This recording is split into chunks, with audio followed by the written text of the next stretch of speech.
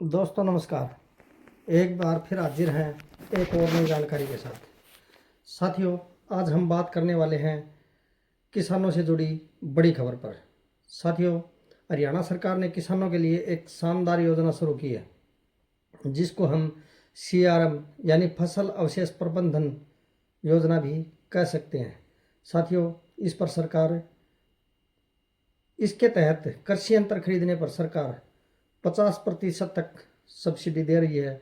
जो किसान साथी कृषि यंत्र वगैरह खरीदने की सोच रहे हैं तो उनके लिए एक सुनहरा अवसर हम कह सकते हैं। साथियों, इसमें हम विस्तार से चर्चा तो करेंगे ही कि कौन कौन से कृषि यंत्र पर कितनी सब्सिडी मिल रही है। उससे पहले हम बात करें तो साथियों, इस पर बात करें कि इस योजना का मकसद क्या है। साथियों, आप सभी को पता है कि फसल निकालने के बाद जो अवशेष बच जाते हैं, जैसे पराली या सरसों के फन्ने वगैरह, इनको लेकर किसान काफ़ी चिंतित रहते हैं। यदि उनको जला दिया तो सरकार की तरफ से फांस बन जाता है कि कई किसानों पर तो इनको लेकर मुकदमे भी दर्ज हुए हैं।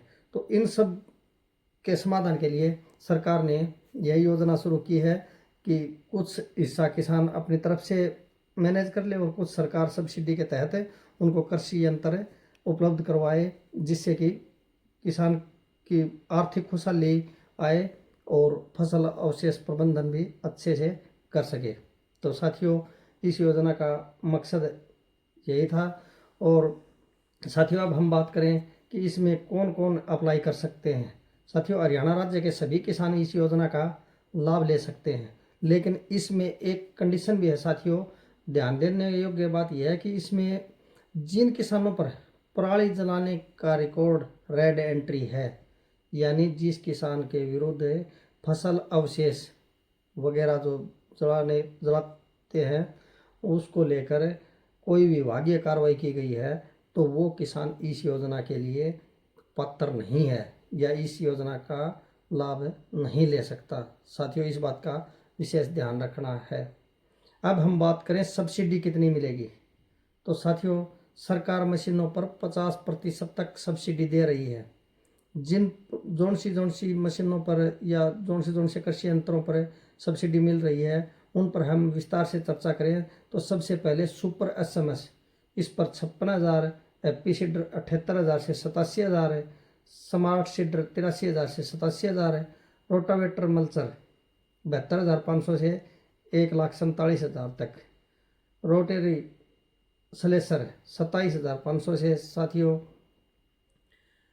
फर्टिलाइजर ड्रिल 24,800 से 33,000, सुपर सीडर 1,20,000 रुपये सब्सिडी सरकार दे रही है। सरफेस सीडर की हम बात करें तो इस पर 40,000, बेलर मशीन पर 2,29,000 से 9,90,000 रुपये तक सब्सिडी साथियों सरकार दे रही है।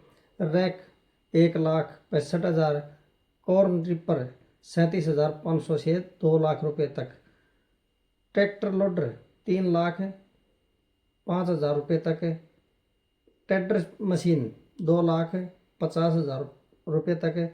साथियों, इस पर सरकार आपको अनुदान दे रही है। एक बार फिर हम बात करें जिन किसान साथियों को ये कृषि यंत्र खरीदने हैं तो इन पर सरकार आपको सब्सिडी दे रही है।